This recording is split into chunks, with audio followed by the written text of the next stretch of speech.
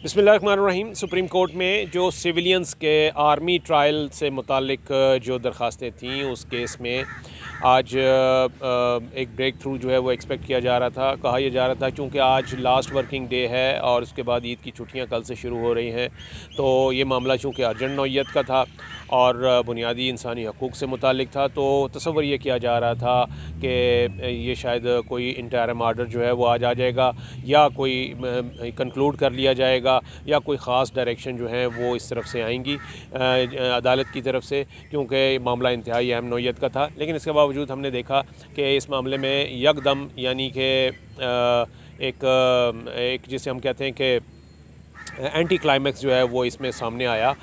जब ये समाअत जो है वो गैर महीना मुद्दत के लिए मुलतवी कर दी गई। कुछ डायरेक्शन ज़रूर दी गई हैं जो कि अवामी मफाद से और इंसानी हकूक़ से मुताल्लिक़ हैं। वो क्या डायरेक्शंस हैं उस हवाले से जानेंगे। अदील,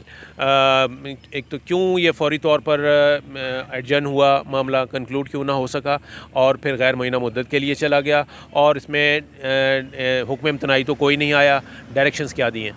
सर, इसमें जो एडजर्न ये हुआ है, इसकी बुनियादी रीज़न ये थी कि जैसा कि सुबह भी हमने बात की थी, पेटिशनर्स बहुत ज़्यादा थे, उनके आर्गुमेंट्स आज जाकर कंक्लूड हुए हैं। समवट अभी भी एक दो लोग हैं जिन्होंने अभी आर्गुमेंट्स नहीं दिए,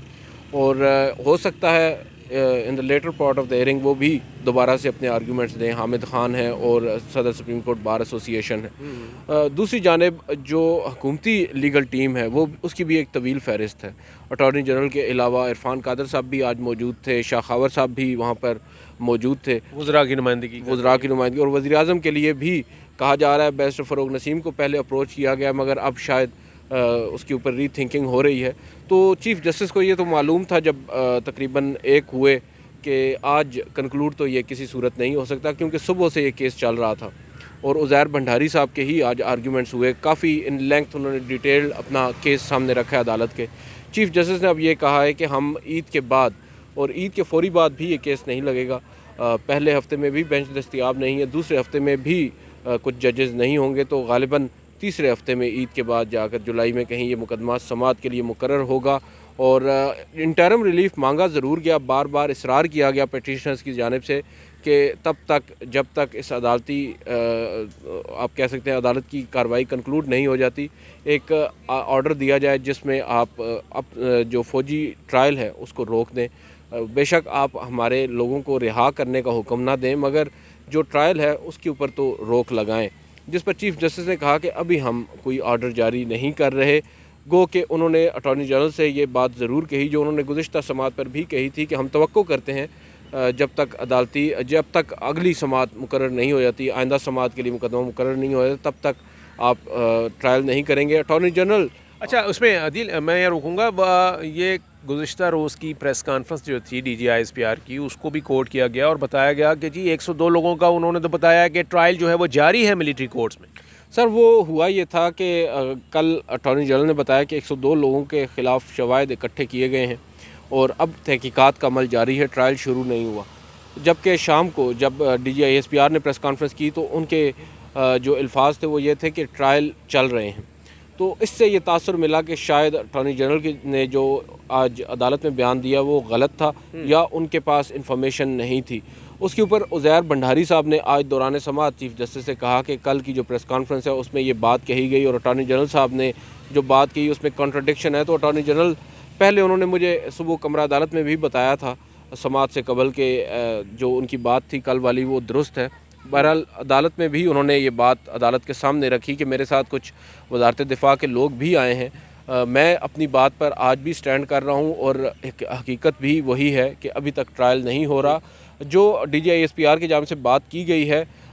वो अलग बात है। जो उनकी जानिब से एक तहरीरी शक्ल में बयान आया है उसमें इस बात का कोई जिक्र नहीं है कि ट्रायल हो रहा है, तो वो एक आप कह सकते हैं कि गलत फहमी थी, उसकी बुनियाद पर ये बात सामने आई है। अभी तक उन्होंने अदालत को कैटेगोरिकली यकीन दिलाया है बतौर law officer of the country कि इस वक्त कोई भी ट्रायल नहीं हो रहा। और जस्टिस आयशा मलिक ने एक मौके पर उनसे कहा कि आप कैटेगोरिक हमें स्टेटमेंट दे रहे हैं, क्योंकि उन्होंने भी गुज़िश्ता रोज़ की उस इंस्टेंस पर हवाला दिया जिस पर अटॉर्नी जनरल ने कहा कि मैं आपको कैटेगोरिकली बता रहा हूँ, अभी तक ट्रायल नहीं हुआ। दूसरी तरफ उन्होंने आज اس بات کی گارنٹی نہیں لی کہ جب تک مقدمہ سماعت کے لیے مقرر نہیں ہو جاتا آئندہ اس وقت تک ٹرائل نہ ہو۔ چیف جسٹس کی جانب سے بارہا کہا گیا، مگر انہوں نے سم وٹ کی بات معذوری کا اظہار کیا، تو چیف جسٹس نے کہا کہ ہم آپ کو امتحان میں نہیں ڈالتے، آپ نے آبویسلی ڈائریکشنز لینا ہوں گی، تو ہم کیونکہ نیکسٹ جو ورکنگ ڈے شروع ہو رہے ہیں منڈے سے، میں آفس میں ہوں گا، اگر کوئی ڈیولپمنٹ ہوتی ہے تو آپ مجھ سے شیئر کر سکتے ہیں۔ دوسری جانب انہوں نے ایک اور بات انہوں نے ان سے کہا اٹارنی جنرل سے کہ جو 102 لوگوں کی فہرست آج آپ نے ہمیں جمع کروائی ہے، جو نام آپ نے بتائے ہیں، جسٹس عائشہ ملک کے اصرار تھا کہ آپ ان کو پبلک کیوں نہیں کر رہے، ان کو پبلک ڈومین میں کیوں نہیں لے کر آ رہے۔ 102 لوگوں کی فہرست جو ہے وہ جمع کرا دی گئی ہے جی سپریم بالکل، کورٹ میں، وہ یعنی ابھی یہ کانفیڈینشیل ہے؟ جی کانفیڈینشیل ہے، اتنی کانفیڈینشیل ہے کہ اٹارنی جنرل نے جو ایک صفحہ فاضل عدالت کو پیش کیا سماعت کے اختتام پر، وہ واپس بھی لے لیا۔ تو انہوں نے کہا، جب ججز کی جانب سے بار بار ان کو سنب کیا گیا، زور دیا گیا کہ آپ کیوں نہیں اس کو پبلک کر رہے، تو اٹارنی جنرل کہہ رہے تھے کہ مجھے ڈائریکشنز بھی ابھی تک نہیں ہیں، تو آبویسلی چیف جسٹس نے کہا کہ آپ ایک کام کریں، ہمیں بعد میں بتا دیں، تو انہوں نے کہا کہ میں اب 1-2 گھنٹوں کے بعد آپ کو چیمبر میں آگاہ کر دوں گا، ہو سکتا ہے وہ پبلک کرنے کا کہہ دیں۔ دوسری جانب اب کچھ آپ کہہ سکتے ہیں اٹارنی جنرل کی جانب سے یقین دہانیاں کروائی گئی ہیں عدالت کو، وہ ریلیف بھی دیا گیا ہے عدالت کی جانب سے؟ ریلیف دیا گیا ہے۔ سر دیکھیں، فوجی ٹرائل کے حوالے سے ہم ہمیشہ یہی سنتے آئے ہیں کہ کوئی آپ کا رابطہ نہیں ہوتا، اول تو آپ کو رائٹ ٹو کونسل بھی ملتا ہے نہیں ملتا یہ بات نہیں معلوم، مگر اب اس کیس کے اندر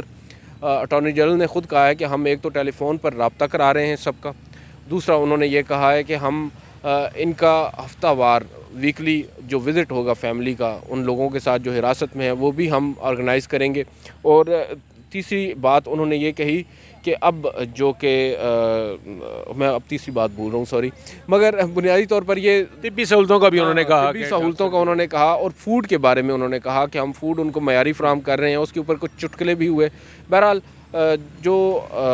ہیں صحافی عمران ریاض، ان کا آج پہلی دفعہ تذکرہ ہوا ہے سپریم کورٹ میں، اور چیف جسٹس نے ان کا نام بھی لیا ہے، تو اب مجھے یہ لگ رہا ہے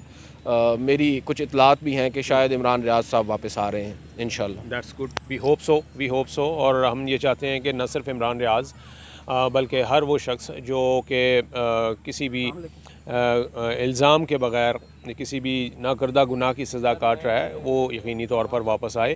اور انصاف کے تقاضے تو یہی کہتے ہیں، انصاف کے تقاضے پورے ہونے چاہیے۔ بہرحال سپریم کورٹ نے اگرچہ کہ اس ٹرائل کے لیے کوئی اسٹے آرڈر جاری نہیں کیا اور کوئی حکم امتناعی جاری نہیں کیا، لیکن یہ ضرور کہہ دیا، اتنا ضرور پابند کر دیا حکومت کو اور اٹارنی جنرل کو کہ وہ جو گرفتار